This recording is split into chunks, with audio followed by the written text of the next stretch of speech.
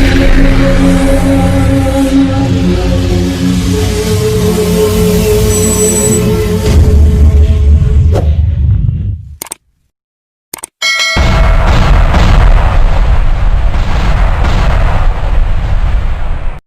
Friend, मैं नीलेश कुमार आप लोगों का स्वागत करता हूं आपका अपना यूट्यूब चैनल सुपर मैथमेटिक्स पर। आज हम इलेक्ट्रोस्टैटिक्स का 15वां पार्ट लेकर आए हैं, जिसमें हम कुछ महत्वपूर्ण आंकिक प्रश्न अर्थात न्यूमेरिकल बताने वाले हैं। ठीक है, चलिए देखते हैं हम लोग पहला सवाल कहता है कि किसी आवेश Q को दो भागों में किस अनुपात में विभाजित करेंगे ताकि किसी निश्चित दूरी पर उनके बीच प्रतिकर्षण बल का मान महत्तम हो। प्रतिकर्षण बल का मान क्या हो? महत्तम हो। ठीक है, तो मान लेते हैं कि जो Q आवेश है उसको हम दो भाग Q1 और Q2 में बांट दिए। ठीक है, Q को कहता है कि Q को दो भागों में किस अनुपात में विभाजित करें। तो मान लिए कि Q को दो भाग में बांटे, पहला है Q1, पहला है क्या? Q1 और दूसरा आवेश क्या है? Q2। ठीक है, किस अनुपात में विभाजित करें ताकि किसी निश्चित दूरी पर, और उनके बीच कोई निश्चित दूरी हम मान लिए R, उनके बीच कोई निश्चित दूरी क्या मान लिए हम? R मान लिए। ठीक है, दूरी पर उनके बीच प्रतिकर्षण बल क्या हो? महत्तम हो। मतलब कहने का मतलब है कि जो प्रतिकर्षण बल का मान हो वह मैक्सिमम होना चाहिए। ठीक है, तो समझते हैं इसे Q को दो भाग में बांटना है। तो एक मान लिए Q है, एक मान लिए क्या? Q2। अगर Q का मान x होगा, अगर Q का मान क्या मान लिए? x, तो Q2 का मान क्या हो जाएगा? Q minus x. Q minus x कहने का मतलब है कि टोटल है हमको भी 8, टोटल संख्या कितना है? 8। उसमें अगर एक संख्या 2 है तो दूसरी संख्या क्या होगा? 8 माइनस 2। टोटल है 8, एक संख्या मान लिए कि 2 है तो दूसरी संख्या कितना होगा? 8 माइनस 2 बराबर के 6। ठीक उसी प्रकार टोटल आवेश कितना है? Q। टोटल आवेश कितना है? Q। तो Q को हम एक में बांट दिए, मतलब x। Q को दो भाग में बांटना है तो एक को बांट दिए क्या? x। तो बचा हुआ जो होगा वह Q माइनस क्या होगा? x होगा। ठीक उसी प्रकार इससे भी, इसे टोटल 8 है, एक है 2, तो दूसरा कितना होगा? 8 माइनस 2। टोटल है Q, एक मान लिए x, तो दूसरा कितना होगा? Q minus x। Q minus x। आशा करते हैं कि आप लोग को समझ में आ रहा होगा। चलिए अब हम निकालते हैं उनके बीच की दूरी। तो कूलॉम के नियम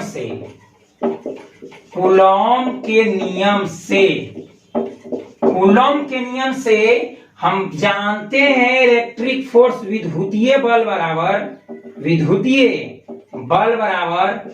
K Q1 Q2 बटे R square. K Q1 Q2 बटे क्या? R square. कहने का मतलब है कि दो बिंदुवत आवेश एक दूसरे से R दूरी पर स्थित हो तो उनके बीच लगने वाला विद्युतीय बल Fe बराबर K Q1 Q2 बटे कितना? R स्क्वायर होता है। अब यहां पर कहता है कि उनके बीच प्रतिकर्षण बल महत्तम हो। तो हम बताए थे कि F बराबर +5 न्यूटन और F बराबर -5 न्यूटन। तो प्लस यहां प्रतिकर्षण को दर्शाता है और माइनस किसको दर्शाता है?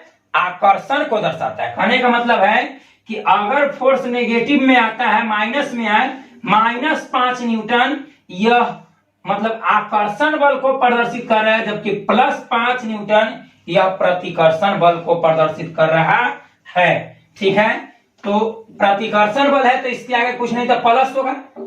क्या होगा? प्लस। नहीं भी लिखेंगे तो कोई दिक्कत नहीं है। चलिए आगे देखते हैं हम लोग। Fe बराबर K को K ही छोड़ दें, Q1। तो Q1 को क्या मान लिए हम? x into Q2। तो Q2 को क्या माने हैं? Q minus x. Q2 को क्या माने हैं? Q minus x. अब बटे कितना है आर स्क्वायर, बटा में कितना है आर स्क्वायर। अब इसी को हम लिख सकते हैं एफ ई बराबर के बटे आर स्क्वायर को हम कॉमन कर दिए, के बटे आर स्क्वायर को क्या कर दिए कॉमन कर दिए। तो क्यू में x से गुना करेंगे तो क्यू एक्स माइनस एक्स में x से गुना करेंगे तो एक्स स्क्वायर, x में x से गुना करेंगे तो एक्स स्क्वायर। फिर से के बटे आर स्क्वायर को हम कॉमन कर लिए तो बचा Q into x into Q minus x. तो क्यू में x से गुना करेंगे तो क्यू एक्स माइनस x में x से गुना करेंगे तो कितना होगा एक्स स्क्वायर होगा। ठीक है, अब यहां पर थोड़ा सा समझते हैं, जैसे मैक्सिमा मिनिमा अगर हम आगे मैक्सिमा मिनिमा बताएंगे तो उसमें हम बताएंगे कि यदि कोई फंक्शन मतलब कोई चर मान दूसरे चर मान पर निर्भर करे, एक्स वाई पर निर्भर करे और एक्स का वाई का मैक्सिमम वैल्यू अगर पता करना होगा तो यह तभी होगा जब dy बाई dx का मान क्या होगा 0 होगा। कहने का मतलब है कि विद्युतीय बल का मान महत्तम चाहिए तो उसका जो डिफरेंशिएशन है डेरिवेटिव है वह किसके बराबर होगा 0 के बराबर होगा, तभी प्रतिकर्षण बल महत्तम होता है। ठीक है, तो यहां पर हम लिख दे रहे हैं प्रतिकर्षण बल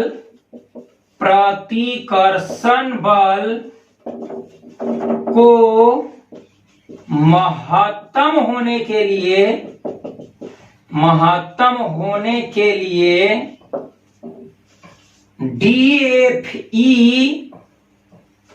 DFE बटे DX बराबर का होना चाहिए 0 होना चाहिए। कहने का मतलब है कि ये जो आया एफी बराबर इतना है, इसको अगर हम डिफरेंशिएट कर दे x के रिस्पेक्ट में और हमको DFE बटे DX अगर 0 मिल जाएगा तो प्रतिकर्षण बल का मान क्या होगा महत्तम होगा। से कहने का मतलब है कि y अगर x पर निर्भर करता है, y अगर x पर निर्भर करता है और y का मैक्सिमम वैल्यू अगर पता करना हो तो y का मैक्सिमम वैल्यू तभी होता है जब dy बाई dx बराबर क्या हो 0 हो। फिर से y अगर x पर डिपेंड हो मतलब y x पर निर्भर करता हो और कोई हमें y का मैक्सिमम वैल्यू पूछे तो तभी होगा जब dy बाई dx का मान कितना होगा 0 होगा। इसको हम फुल्ली विस्तार से मैक्सिमा मिनिमा में पढ़ाएंगे। ठीक है, मैथ का एक टॉपिक है मैक्सिमा मिनिमा, उच्चतम न्यूनतम, उसमें हम बताएंगे। ठीक है, तो यहां पर क्या कहता है कि प्रतिकर्षण बल का मान महत्तम होने के लिए DFE बटे DX बराबर क्या होना चाहिए 0 होना चाहिए। इसलिए देखिए अब यहां पर इसको हम x के रिस्पेक्ट में क्या कर दे रहे हैं डिफरेंशिएट कर दे रहे हैं, तो क्या हो जाएगा DFE बटे DX, DFE बटे DX मतलब जो इलेक्ट्रिक फोर्स है उसको हम डिफरेंशिएट कर दे रहे हैं x के रिस्पेक्ट में। ठीक है, तो k बटे आर स्क्वायर कांस्टेंट है, इसको कॉमन ही कर लेंगे हम। ठीक है, अब यहां पर देखिए QX CX का DC C, AX का DC A, तो QX का DC क्या हो जाएगा Q, डायरेक्ट लिख रहे हैं QX का DC क्या होगा Q, मतलब QX का DC X के रिस्पेक्ट में क्या होगा Q होगा माइनस AX स्क्वायर का DC X के सापेक्ष तो क्या होगा पावर को हम नीचे लाएंगे और पावर में से x घटा देंगे। नहीं, कहने का मतलब है x स्क्वायर का DC x के सापेक्ष क्या होता है 2x होता है। ठीक है, अब यहाँ पर प्रतिकर्षण बल कह रहा है कि हमको DFE बटे DX क्या होना चाहिए 0 होना चाहिए। क्यों? प्रतिकर्षण बल महत्तम होने के लिए, अर्थात प्रतिकर्षण बल महत्तम तभी होगा जब DFE बटे DX बराबर क्या होगा 0 होगा। ठीक है, तो इसलिए आप लोग इतना नोट कीजिए, उसके बाद आगे बढ़ते हैं। इधर हम मिटा देते हैं इसको या फिर इधर देखते हैं, इधर देखिए इसको हम चित्र को मिटा दिए। ठीक है, अब इसका मान हमको मैक्सिमम चाहिए, प्रतिकर्षण बल का मान मैक्सिमम चाहिए, तो इतना बराबर हम क्या रख सकते हैं 0, इतना बराबर क्या रख दिए 0, तो इधर क्या हो जाएगा के आर स्क्वायर बटे Q minus 2x, Q minus 2x। अब ये गुना में तो इस तरफ आन के भागा में हो जाएगा, ठीक है।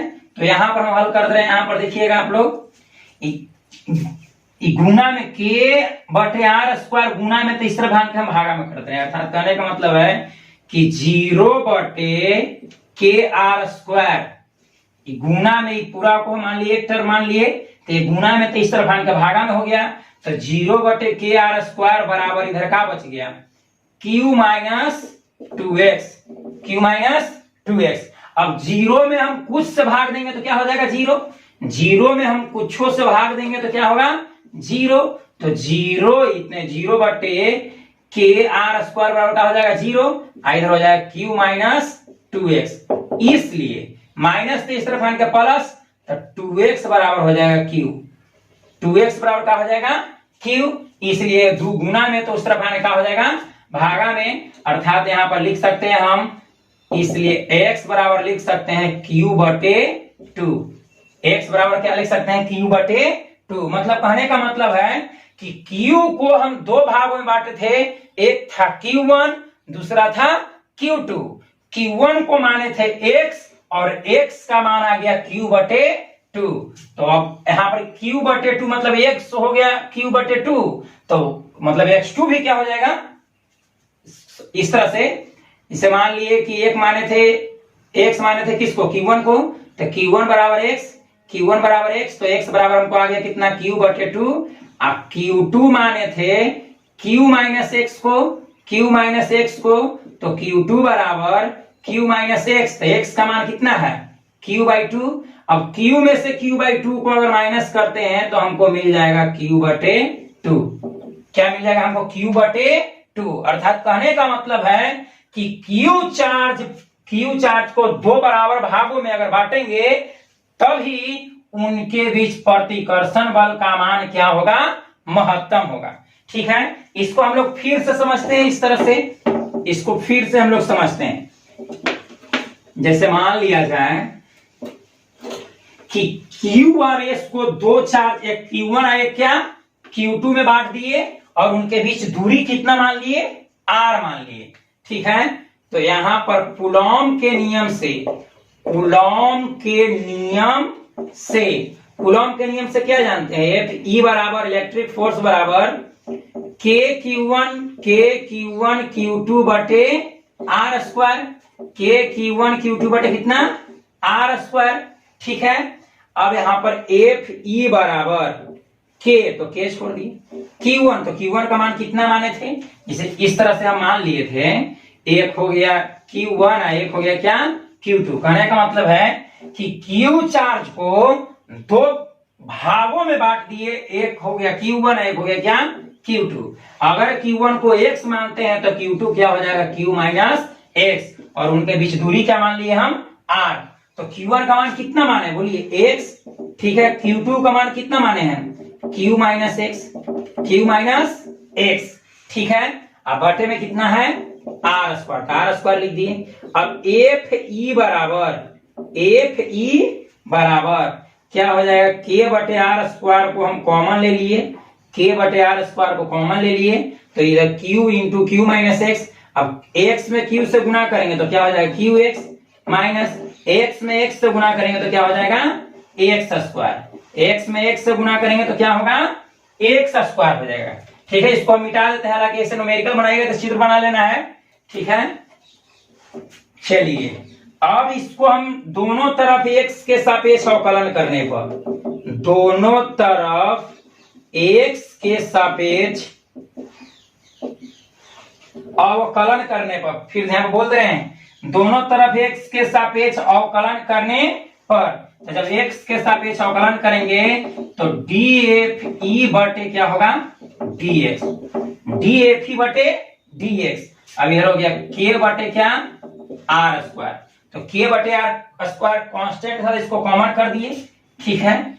अब x के सापेक्ष में cx का dc c, तो qx का dc क्या हो जाएगा q माइनस x स्क्वायर का dc, x स्क्वायर का dc क्या होगा 2x, x स्क्वायर का dc क्या हो जाएगा 2x, ठीक है। अब यहां पर कहता है कि प्रतिकर्षण बल चूंकि प्रतिकर्षण बल को महत्तम होने के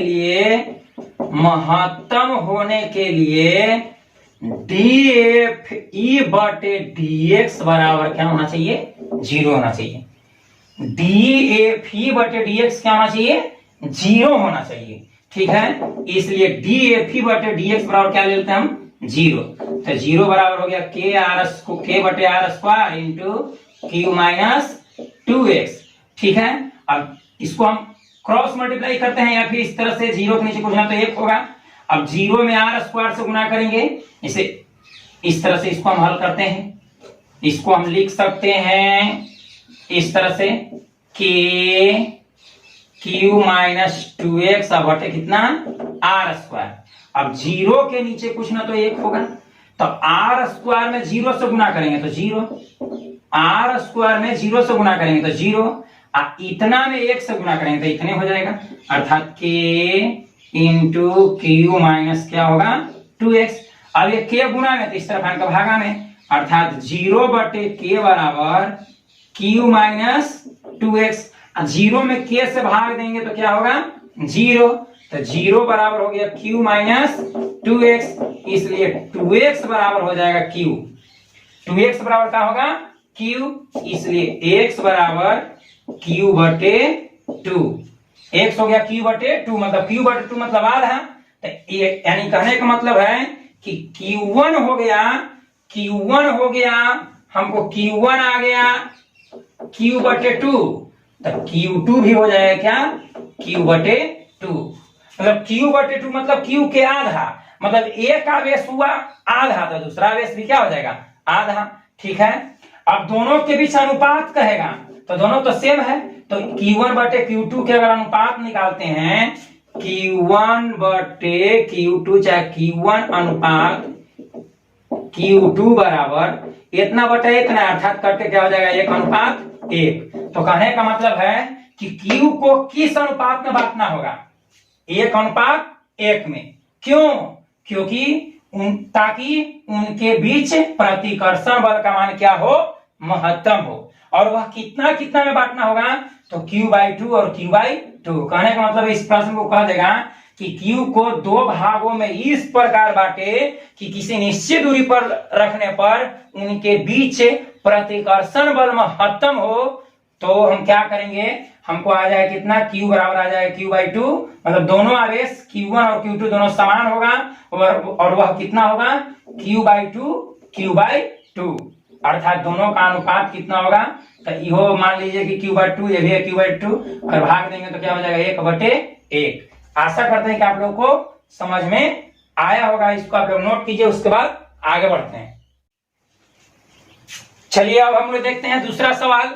दूसरा सवाल कहता है कि यदि किसी पिंड से 1 सेकेंड में 10⁻⁹ इलेक्ट्रॉन किसी अन्य पिंड में स्थानांतरित होते हैं।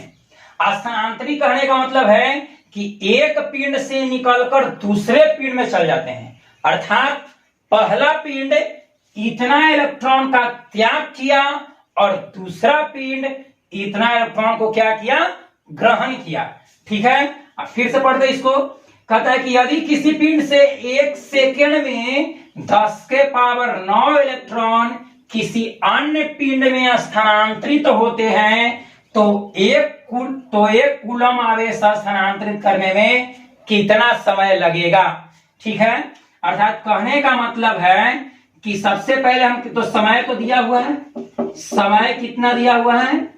1 सेकेंड। समय कितना दिया हुआ है? 1 सेकेंड। 1 सेकेंड में इलेक्ट्रॉनों की संख्या, तो 1 सेकेंड में इलेक्ट्रॉनों की संख्या कितना दिया हुआ है? 10⁻⁹। 1 सेकेंड में इलेक्ट्रॉनों की संख्या कितना दिया हुआ है? 10⁻⁹। ठीक है, अब हम क्या करते हैं कि इलेक्ट्रॉन की संख्या 10⁻⁹ है, तो 10⁻⁹ इलेक्ट्रॉन में कुल कितना आवेश होगा? ठीक है, इसलिए 1 सेकेंड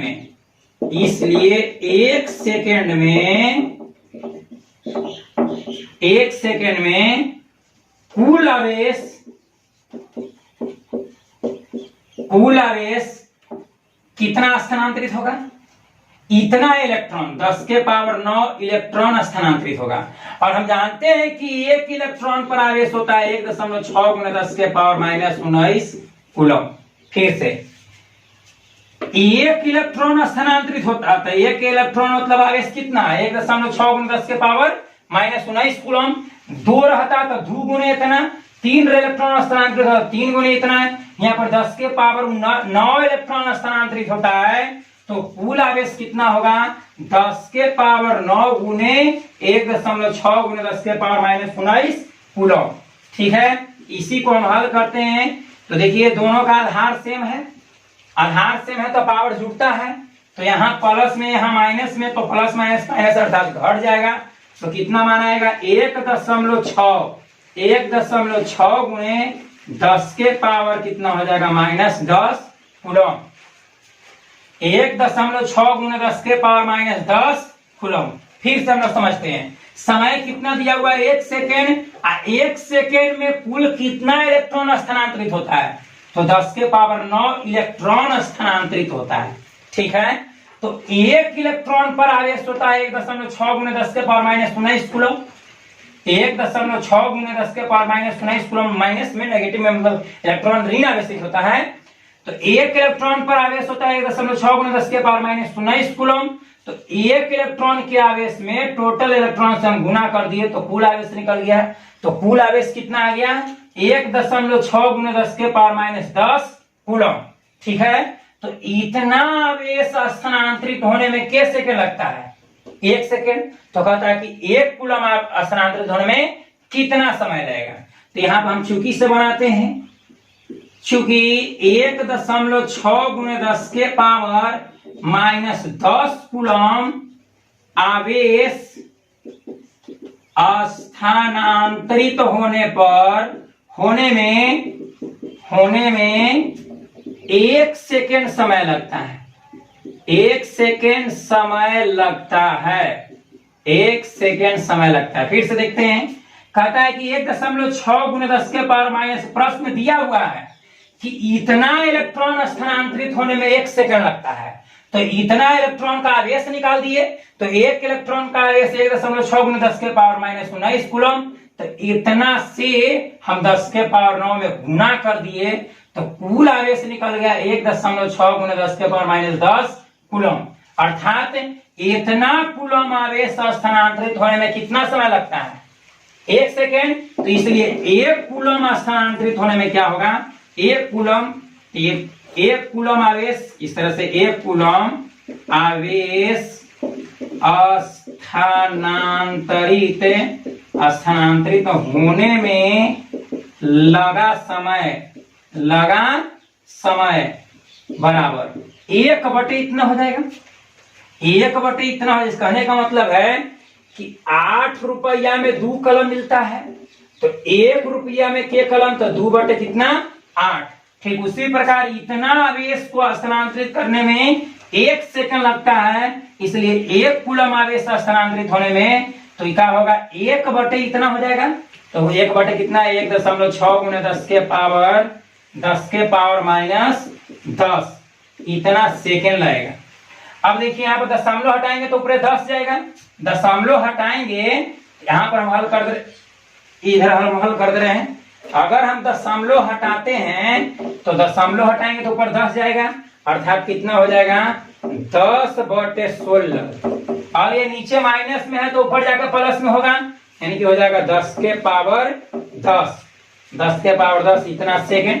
अब हम क्या करते हैं कि इससे 10 लेते हैं, 10 के पावर 10 है, तो 10 के पावर 10 में से 10 कॉमन लेंगे। अब पहले से भी 10 है तो 10 यहाँ को कितना हो जाएगा? 100। तो 100/16 गुणे 10 के पावर कितना हो जाएगा? 9 सेकेंड। अब 100 में हम 16 से भाग देंगे, तो जब हम 100 में 16 से भाग देंगे तो 6 कितना आएगा? 25। तो 6.25 गुणे 10 के पावर 9 सेकेंड। मतलब 1 कूलम आवेश स्थानांतरित होने में कुल समय कितना होगा? 6.25 गुणे 10 के पावर 9 सेकेंड। गुणे 10 के पावर 9 सेकेंड। आशा करते हैं कि आप लोग को समझ में आया होगा।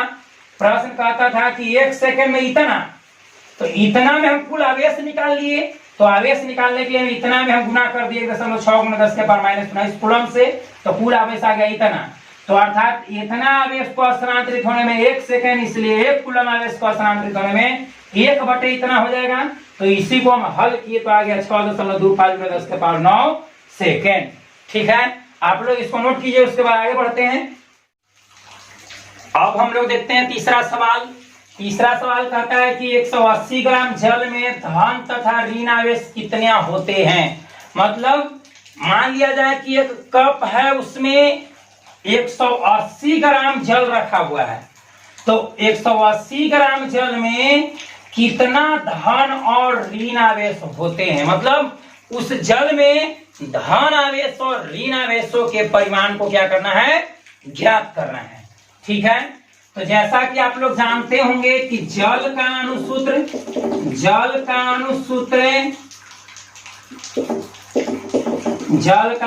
कितना क्या होता है, H2। जल का अनुसूत्र क्या होता है, H2। अब H2O में अब जल का हम आणविक भार निकालें, जल का आणविक भार अर्थात कहने का मतलब मोलिकुलर वेट निकालें, तो क्या होगा, हाइड्रोजन कितना है 2, तो 2 × H प्लस ऑक्सीजन का परमाणु कितना 1, तो 1 × O, तो 2। हाइड्रोजन का परमाणु भार कितना होता है 1 जोड़ 1 × ऑक्सीजन का परमाणु भार 16। ऑक्सीजन के परमाणु संख्या होता है 8 और परमाणु भार कितना होता है 16। अब इसी को हम हल करते हैं, तो 2 में 1 से गुना करेंगे तो 2, और 16 में 1 से गुना करेंगे तो 16, और 16 2 कितना 18 ग्राम। 16 2 कितना 18 ग्राम। अर्थात कहने का मतलब है कि 18 ग्राम जल में 18 ग्राम जल में कितना मोल, 1 मोल। 18 ग्राम जल में 18 ग्राम जल में कितना मोल, 1 मोल। यह 36 ग्राम जल रहता था, क्या मोल 2 मोल। 18 के 54 ग्राम जल रहता तो क्या मोल 3 मोल। ठीक है, तो 18 ग्राम जल में कितना मोल, 1 मोल। और 1 मोल में कितना अणु होता है, वह एवोगाड्रो संख्या के बराबर होता है, और एवोगाड्रो संख्या का मान होता है 6.022 × 10⁻23। मतलब कहने का मतलब है कि 18 ग्राम H2O में 18 ग्राम जल में कितना मोल, 1 मोल। और 1 मोल में कुल अणुओं की संख्या एवोगाड्रो संख्या के बराबर होता है, अर्थात 1 मोल में 6.022 × 10⁻23 अणु होता है। ठीक है, आप लोग इस पे इतना नोट कीजिए, उसके बाद आगे बढ़ते हैं। अब हम लोग देखते हैं, इतना आप लोग तो समझ गए होंगे कि जल का आणविक भार कितना होता है, मोलिकुलर वेट 18 ग्राम। ठीक है, तो यहाँ पर हम लिखेंगे, चूंकि इस तरह से यहाँ पर हल कर रहे हैं हम, चूंकि 18 ग्राम जल में 6.022 × 10⁻23 23 अणु होते हैं। ठीक है, इसलिए 1 ग्राम जल में 6.022 × 10⁻23 बटे 18 ग्राम 18 अणु होगा। इसलिए टोटल जल का भार कितना दिया हुआ है, 180 ग्राम। तो इसलिए 180 ग्राम जल में कितना अणु हो जाएगा, 6.022 × 10⁻23 बटा 18 गुने कितना 180। अब 180 में 18 से भाग देंगे तो कितना 10 मतलब कट जाएगा। अब इसी को अगर हम हल करें तो आ जाएगा 6.022।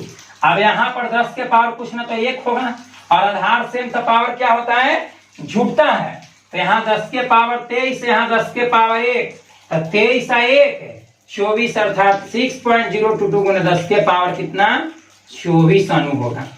फिर से हम लोग समझते हैं, जल का अणु भार आणविक भार मोलिकुलर वेट 18 ग्राम होता है, और 18 ग्राम जल में कितना मोल, 1 मोल। और 1 मोल में कितना अणु, उतना ही अणु होता है जितना कि एवोगाड्रो संख्या होता है, और एवोगाड्रो संख्या का मान होता है 6.022 गुने 10 के पावर कितना 23। तब 18 ग्राम जल में इतना अणु, इसलिए 1 ग्राम में, इसलिए 18 ग्राम में, तो हमको टोटल कितना आ गया 6.022 गुने 10 के पावर 23 अणु, 6.022 गुने 10 के पावर 23 अणु। अब जल के एक अणु में, जल का कितना अणु में, एक अणु में, तो यहां पर लिखा हुआ है H2O, इस तरह से समझते हैं H2O, H2O। तो H2O कहने का मतलब है इसमें हाइड्रोजन के 2 परमाणु और ऑक्सीजन के परमाणु, 1 परमाणु। और हम जानते हैं कि हाइड्रोजन में इलेक्ट्रॉनों की संख्या कितना होता है, कहने का मतलब है कि किसी भी परमाणु में इलेक्ट्रॉनों की संख्या उतना ही होती है जितना कि उसका परमाणु संख्या होता है। तो हाइड्रोजन का परमाणु संख्या 1, इसलिए उसमें उपस्थित इलेक्ट्रॉन की संख्या भी कितना 1 ही होगा। ऑक्सीजन का परमाणु संख्या 8, इसलिए उसमें इलेक्ट्रॉनों की संख्या कितना हो जाएगा 8। अब यहां पर देखिए हाइड्रोजन के परमाणु, 2 परमाणु, तो हाइड्रोजन के 1 परमाणु में 1 इलेक्ट्रॉन, तो हाइड्रोजन के 2 परमाणु में क्या इलेक्ट्रॉन 2 इलेक्ट्रॉन, तो हाइड्रोजन यानी कि H2 में 2 इलेक्ट्रॉन और ऑक्सीजन में 8 इलेक्ट्रॉन, तो टोटल कितना हो गया 10 इलेक्ट्रॉन। कहने का मतलब है कि जल के एक अणु में, जल के कितना अणु में, एक अणु में कुल इलेक्ट्रॉन कितना होता है 10। फिर से समझते हैं H2O, तो H2O मतलब H2O में H हो गया 2 गो, H प्लस O है, तो हाइड्रोजन में 1 गो, फिर हाइड्रोजन में 1 इलेक्ट्रॉन, आई ऑक्सीजन में कितना इलेक्ट्रॉन 8, जितना परमाणु संख्या उतने इलेक्ट्रॉन, तो ऑक्सीजन का परमाणु संख्या 8, तो इसमें 8 इलेक्ट्रॉन, हाइड्रोजन का परमाणु संख्या 1, तो इसमें 1 इलेक्ट्रॉन, तो हाइड्रोजन 2 को है तो 1 है तो 2 और 8, आप 2 और 8 कितना हो जाएगा 10।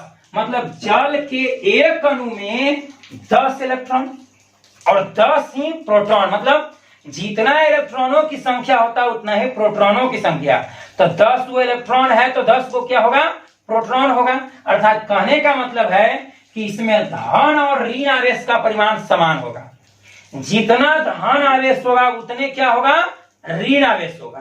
अब हम ज्ञात करते हैं कि कितना धन आवेश होगा, तो जितना धन आवेश आवेगा उतने क्या जाएगा ऋण आवेश आवेगा। ठीक है, तो यहां पर हम लोग देखते हैं, हल करते हैं। इसलिए 180 ग्राम जल का आवेश, 180 ग्राम जल का आवेश बराबर, ध्यान दें, 18 ग्राम में मतलब एक अणु में, जल के एक अणु में टोटल 10 इलेक्ट्रॉन। ठीक है, तो 18 ग्राम में टोटल इतना अणु हुआ, 180 ग्राम जल में, 180 ग्राम जल में टोटल इतना अणु। ठीक है, और एक अणु में 10 इलेक्ट्रॉन, एक अणु में 10 इलेक्ट्रॉन, इसलिए इतना अणु में, तो इतना में 10 से हम गुना कर देंगे। ठीक है, तो 6.022 गुने 10 के पावर 24 अणु में हम 10 से गुना कर दिए, तो टोटल हमको इलेक्ट्रॉन निकल गया। ठीक है, फिर से हम लोग समझते हैं, एक अणु में, जल के एक अणु में 10 इलेक्ट्रॉन, तो 2 अणु में 2 गुने 10, 3 अणु में 3 गुने 10, तो इतना अणु में तो इतना गुने 10, तो ये हो गया टोटल इलेक्ट्रॉन निकल गया। टोटल क्या निकला इलेक्ट्रॉन। अब हमको आवेश निकालना है, तो एक इलेक्ट्रॉन पर आवेश होता है 1.6 गुने 10 के पावर -19 कूलम, 1.6 गुने 10 के पावर -19 कूलम। इसी को अगर हम हल करें तो टोटल हमको धन या ऋण आवेश का परिमाण निकल जाएगा। ठीक है, तो अगर इसको हम हल करते हैं तो क्या हो जाएगा, इसको लिख देते हैं 6.022 गुने 1.6, 6.022 गुने 1.6 गुने, अब यहाँ पर देखिए 10 के पावर 24 आई 10 है, यहाँ पर 10 के पावर -19 है, तो 10 के पावर 24 है 1 25, 10 के पावर 25 हो जाएगा। यहाँ पर ध्यान से देखिए, यहाँ पर 10 के पावर 24 है, यहाँ पर 10 के पावर 1, तो 10 के पावर 24 में 10 के पावर 1 से गुना करेंगे तो 10 के पावर 25, ये हो गया 10 के पावर 25, और यहाँ है 10 के पावर माइनस 19। यहाँ प्लस में यहाँ माइनस में, तो प्लस माइनस घट जाएगा, तो 25 में से 19 जाएगा, कितना हो जाएगा 6। तो यानी कि 10 के पावर 6 इतना कूलम आवेश होगा। इसको इतना में इतना से गुना कर लेना है, 6.022 में गुना कर देंगे 1 दशमलव कितना से 6 से, ठीक है। अर्थात 180 ग्राम जल में धन आवेश का परिमाण इतना होगा और इतना ही ऋण आवेश का परिमाण भी होगा, क्योंकि इलेक्ट्रॉन ऋण आवेशित मौलिकन और प्रोटॉन धन आवेशित मौलिकन, जितना इलेक्ट्रॉन उतना ही प्रोटॉन। तो H2O में 10 गो इलेक्ट्रॉन तो 10 वो प्रोटॉन होगा। तो अगर हम ऋण आवेश निकालते हैं तो इलेक्ट्रॉन माइनस में ले लेंगे, माइनस इतना हो जाएगा। अब यही अगर धन आवेश निकालते हैं तो क्या लगा देंगे प्लस। अर्थात कहने का मतलब है कि 180 ग्राम जल में धन और ऋण आवेश का परिमाण समान होगा, और वह कितना होगा 6.022 गुने 10 गुने 1.6, मतलब ये दोनों को गुना कर देना है और गुने 10 के पावर 6 कूलम। आशा करते हैं कि आप लोग को समझ में आया होगा। अब हम लोग देखते हैं क्वेश्चन नंबर 4। कहता है कि किसी उदासीन वस्तु से 10 इलेक्ट्रॉन हटाया गया। हटाया गया है का मतलब क्या किया होगा, वह त्याग किया होगा। इलेक्ट्रॉन स्थानांतरित किया हुआ एक जगह से दूसरे जगह, अर्थात एक वस्तु दूसरे वस्तु को इलेक्ट्रॉन को क्या किया होगा, त्याग किया होगा। अर्थात अपने से 10 इलेक्ट्रॉन हटाया, त्याग किया।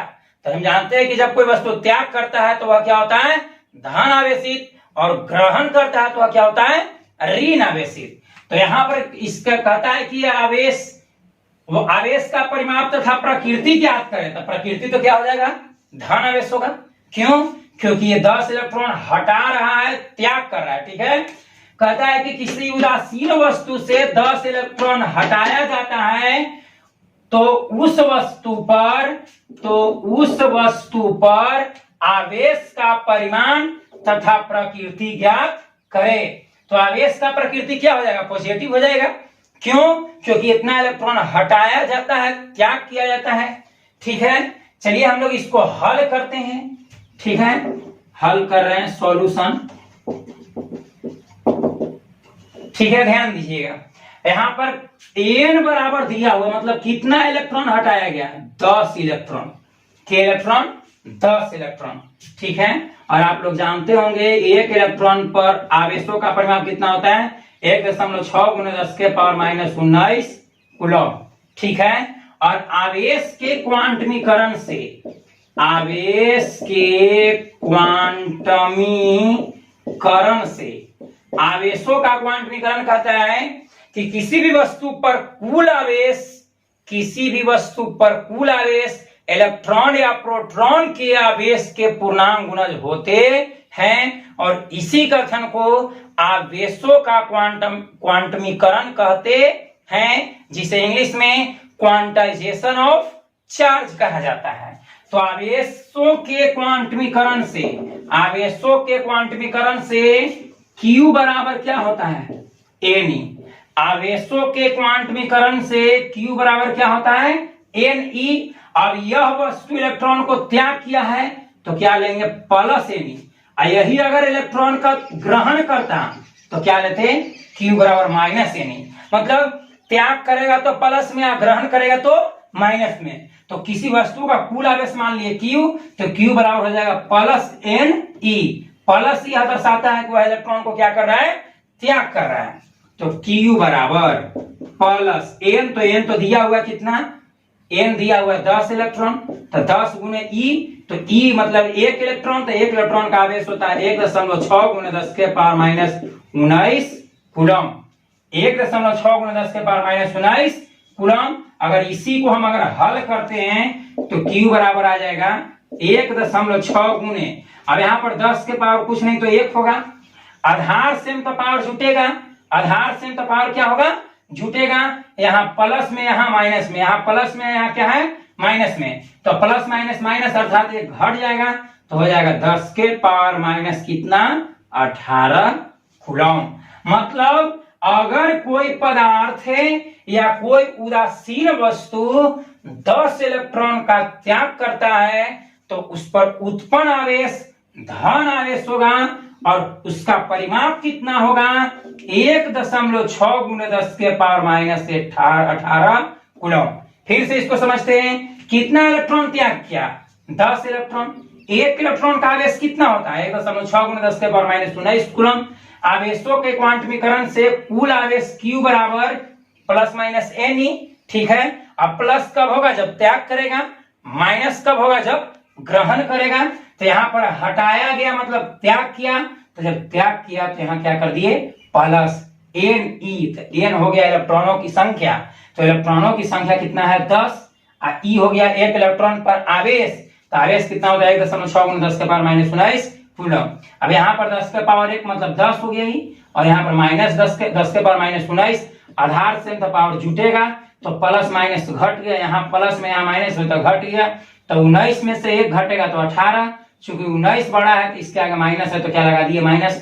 अर्थात 10 इलेक्ट्रॉन को त्याग करने पर 10 इलेक्ट्रॉन को हटाने पर उस पर उत्पन्न कुल आवेश प्लस 1.6 गुणे 10 के पावर माइनस 18 कूलम होगा। आशा करते हैं कि आप लोगों को समझ में आ रहा होगा। आप लोग इसको नोट कीजिए, उसके बाद आगे बढ़ते हैं। चलिए अब हम लोग देखते हैं क्वेश्चन नंबर 5। क्वेश्चन नंबर 5 कहता है कि किसी अनावेशित वस्तु पर 1 कूलम आवेश होने के लिए, किसी अनावेशित वस्तु मतलब वह कुछ न्यूट्रल है, उदासीन है, उस पर कोई आवेश नहीं है, तो किसी अनावेशित वस्तु पर 1 कूलम आवेश उत्पन्न होने के लिए उसमें से निकाले गए इलेक्ट्रॉनों की संख्या क्या ज्ञात करें। ठीक है, यानी कहने का मतलब है कि कोई अनावेशित वस्तु है, उस पर अगर हम 1 कूलम आवेश लाना चाहते हैं तो उस वस्तु से कितना इलेक्ट्रॉन निकालना होगा, त्याग करना होगा। ठीक है, तो यहां पर क्या Q बराबर तो दिया हुआ है 1 कूलम, मतलब उस वस्तु पर कुल आवेश उत्पन्न कितना करना है 1 कूलम। ठीक है, तो कहता है कि हमको निकालना है इलेक्ट्रॉनों की संख्या, अर्थात N बराबर क्या निकालना है 4।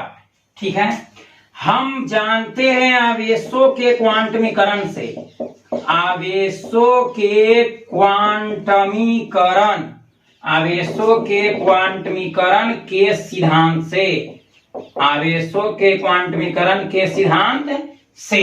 ठीक है, चाहे फिर लिख सकते हैं आवेशों के क्वांटमीकरण से Q बराबर क्या होता है प्लस माइनस एन ई। तो यहां पर क्या कर रहा है कि अनावेशित वस्तु पर 1 कूलम आवेश होने के लिए उसमें से निकाले गए मतलब कौन सी त्याग किए गए इलेक्ट्रॉनों की संख्या को ज्ञात करना है। अर्थात वस्तु जो है इलेक्ट्रॉन का त्याग कर रहा है, तो जब इलेक्ट्रॉन का त्याग कर रहा है तो उस पर उत्पन्न आवेश क्या होगा धन आवेश होगा। जब कोई वस्तु इलेक्ट्रॉन को त्याग करती है तो उस पर धन आवेश, और जब कोई वस्तु इलेक्ट्रॉनों को ग्रहण करती है तो उस पर क्या ऋण आवेश। तो Q बराबर हो जाएगा प्लस एन ई। प्लस इसलिए क्योंकि यह इलेक्ट्रॉन को निकाल रहा है, स्थानांतरित कर रहा है, त्याग कर रहा है, तो Q बराबर का लिए प्लस एन। यही इलेक्ट्रॉन को अगर ग्रहण करता, इलेक्ट्रॉन को क्या करता ग्रहण करता, तो यहाँ क्या लेते माइनस लेते हैं। अब Q दिया हुआ है K coulomb, 1 coulomb plus N E, E का मान होता है 1.6 गुणे 10 के power minus 19 coulomb, minus 19 coulomb. Coulomb से कूलम कैंसिल हो जाएगा। अब ये गुना में तो इस तरफ आने के भागा में, इसलिए हमको एन बराबर मिलेगा, एक गुना में है तो इस तरफ आने के भागा में, इस तरफ कितना बचा हुआ है 1, तो 1 बटा गुना तो इस तरफ आने के भागा हो जाएगा, अर्थात 1.6 गुणे 10 के power minus 19 coulomb. Coulomb cancel हो जाएगा। ठीक है, ऐसे भी हमको संख्या निकालना है तो संख्या का कोई मात्रक नहीं होता है। ऐसे Q दिया हुआ था, हमको कितना टोटल आवेश उत्पन्न करना है 1 कूलम, तो 1 कूलम आवेश उत्पन्न करने के लिए कितना इलेक्ट्रॉन निकालना होगा। या फिर इस क्वेश्चन को ऐसे भी कर सकते हैं कि 1 कूलम आवेश में इलेक्ट्रॉनों की संख्या कितनी होती है। यह क्वेश्चन इस तरह से भी किया जा सकता है कि 1 कूलम आवेश में कुल इलेक्ट्रॉनों की संख्या कितनी होती है, या फिर कह सकते हैं कि किसी वस्तु पर 1 कूलम आवेश उत्पन्न होने के लिए उस वस्तु से कितना इलेक्ट्रॉन हटाया जाएगा या निकाला जाएगा। ठीक है, तो Q बराबर तो 1 कूलम, n हमको निकालना है आवेशों के क्वांटमीकरण के सिद्धांत से। Q बराबर प्लस माइनस n ही होता है। प्लस कब लेंगे? जब त्याग करेगा। माइनस कब लेंगे? जब ग्रहण करेगा। तो यहाँ उसमें से निकाला गया इलेक्ट्रॉन, तो निकाला गया मतलब त्याग किया, तो त्याग किया तो क्या कर दिए? प्लस। अब Q 1 कूलम प्लस n तो n, E का मान 1.6 10 के पावर माइनस 19 कूलम, कूलम से कूलम कैंसिल। अब ये गुना तो इस तरफ आके भागा। ठीक है, तो अब हमको n बराबर मिलेगा, दशमलव हटाएंगे तो ऊपर चल जाएगा 10 और नीचे हो जाएगा 16। अब बताओ नीचे माइनस में तो ऊपर जाके क्या हो जाएगा? प्लस में। नीचे माइनस ऊपर जाके प्लस। अब जस्ट पीछे की तरह जैसे किए थे कैलकुलेशन उसी तरह से इसमें से हम 10 कॉमन ले लिए, तो पहले से 10 है और 10 हम कॉमन लिए, तो 10 यहाँ वो कितना हो जाएगा? 100/16। 100 क्या हो जाएगा? 16। तो जब 10 देगा तो एक पर कितना बचेगा? 10 के पावर 18। कहने का मतलब हुआ कि 10 के पावर 19 को हम लिख सकते हैं 10 के पावर 18 गुने 10। तो जब 10 जब हम कॉमन कर दिए तो बच जाएगा 10 के पावर 18। ठीक है, अब 100 में हम 16 से भाग देंगे, 100 में हम 16 से भाग देंगे तो हमको n बराबर आ जाएगा 6.25। 6.25 गुने 10 के पावर 18, 10 के पावर 18 मतलब हमको 6.25 गुने 10 के पावर 18 इलेक्ट्रॉन जब हम हटाएंगे किसी पदार्थ से निकालेंगे तो उस पर उत्पन्न आवेश कितना कूलम होगा? 1 कूलम होगा। अर्थात किसी वस्तु पर 1 कूलम आवेश उत्पन्न होने के लिए उस वस्तु से कितना इलेक्ट्रॉन निकालना होगा? 6.025 इंटू 10 टू द पावर कितना? 80। मतलब 6.25 गुने 10 के पावर 18 इलेक्ट्रॉन को जब हम हटाएंगे तो उस अनावेशित उदासीन वस्तु पर 1 कूलम आवेश उत्पन्न होगा। ठीक है, आज के लिए इतना ही। मिलते हैं अगले वीडियो में। अगर आप लोगों को यह वीडियो पसंद आया तो प्लीज इसको लाइक कर दीजिए। यदि इस चैनल पर आप लोग पहली बार आए हैं तो इस चैनल को सब्सक्राइब कर दीजिए ताकि कोई भी वीडियो हम अपलोड करें तो उसका नोटिफिकेशन तुरंत आप लोगों के पास पहुंच जाए। ठीक है।